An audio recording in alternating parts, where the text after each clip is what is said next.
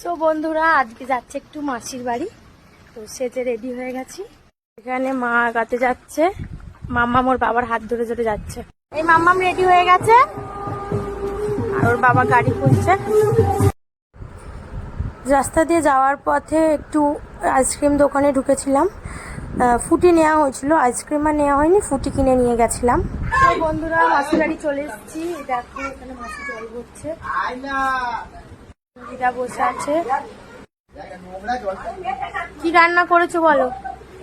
মাছের ঝাল, পটল চিংড়ি। তারপর একটু থামস আপ খেলাম, যা গরম পড়েছে। খাওয়া দাওয়ার পরে একটু আম চুরি করতে গিয়েছিলাম, আম চুরি করে পেরে এনে সেই আম কাটা হলো। আমটা দারুণ ছিল। বন্ধুরা চুরি করা গাছের আম হেভি টেস্ট লাগে খেতে। গাছটা দিন দেখাবো তোমাদের একটা ভিডিও। দারুণ খেতে। দারুণ খেতে। এই